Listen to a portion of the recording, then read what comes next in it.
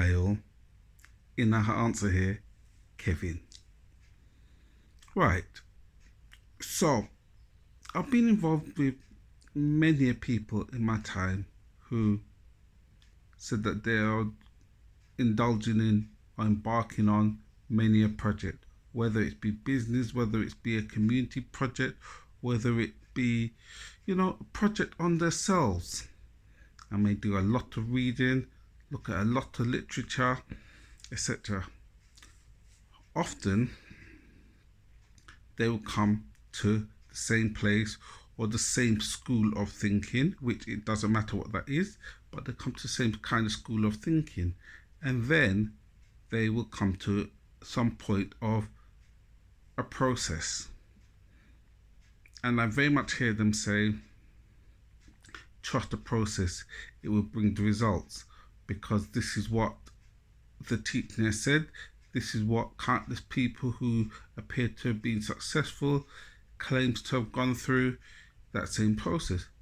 However, I would like to explore this idea. Not to say that they're wrong, just the thought and idea of exploring. So, for example, a lot of people say explore, trust the process. However, something like school is a process, and when you come out of school, a lot of them will tell you reject what you learnt in school and pick up this new teaching, because this is where the real learning happened. So, should we be trusting that process? They're saying to really get independence and maximize your full potential, we need to throw away the 9 to 5 model in our heads, the work model, throw that away and go for self-determinism. Try and make it on your own. Try and put the things in place. Don't worry about making mistakes, tripping up, all of the above, to actually be as successful as you can be. 9 to 5, again, is a process, yet still we must trust the process but throw the process away. Then there is the other side of it, where once you get to that point of self-determinism and so forth, often there are countless books of people, self-help gurus, business people, spiritualists, whatever it may be, whoever they may be, all giving you this process and say, believe in it. But is believing in this process actually getting you what you want? Not to say it's not, but is it? I was thinking about this, and I thought about the majority of the people who I know who embark on certain journeys and put their trust in a process, whether it be business or whatever, are still saying, I'm struggling. I need to go harder into the process. I need to indulge into the process even further. I'm not doing something right. Maybe it's not a case of you're not doing something right. It may be the process is wrong for you. Not to say the process is wrong. Maybe it's wrong for you.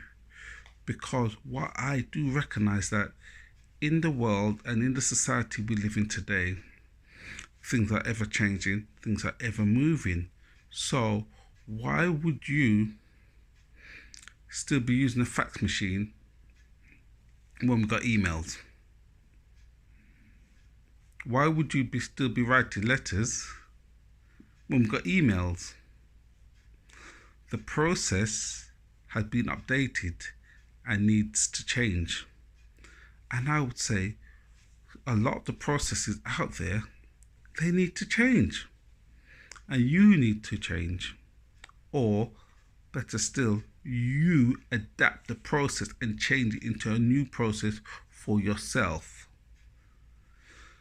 Not just trust the process as is, because my life experience may be similar to yours, but it's different just through the household I grew up in, the school I went to, the amount of siblings I've got, the thing that interests me, my mental capacity to hold certain information, my physical abilities, etc.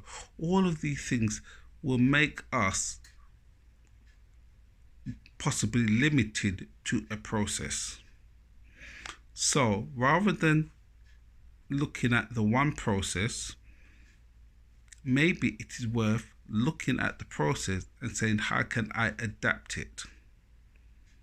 Rather than saying, this is it and this has worked for this amount of people, you know? And the other side of that is, did it work for them? Or what happened? Did they have their success or their peace, the sanctuary, or whatever it is, before they happened upon this process and they said, this is part of what happened with me, this is what I did? Because again, that's another thing which I've seen, where people will happen upon a process, done something, and then say, I put it down to this, I put it down to that, I put it down to whatever. However, what actually happened was they went through some kind of teaching, some kind of nurturing, some kind of structure, which is not necessarily the process. It is just the foundations built upon that, and then all the other bits which they're saying is part of the process came afterwards. So, what am I saying? Don't beat yourself up about not succeeding with this process or whatever you may have been given, because maybe it has been given and it's incorrect for you. Find what's correct for you and do that. And I would say the best part of knowing what's for you is to be flexible enough to kind of not be rigid within a process. That's not to say you must throw away your religious beliefs or your values or anything like that, and they may be your process. I get that.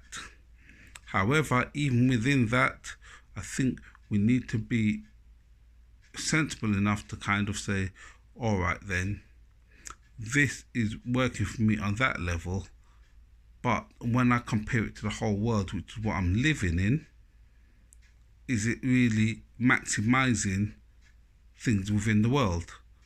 Let me give you another example. I've got many a Christian around me who says, I'm going to pray for the world, I'm going to pray for things to get better, because that's the process they believe in. Nothing wrong with that, and I commend them. However, when atrocities happen, they just say they're going to pray harder, and more atrocities happen, and so they pray harder and more atrocities happen, so they're submerging themselves deeper and deeper into the process. However, one of the questions which I have asked a couple of them recently is, outside of the praying, what are you physically doing to help?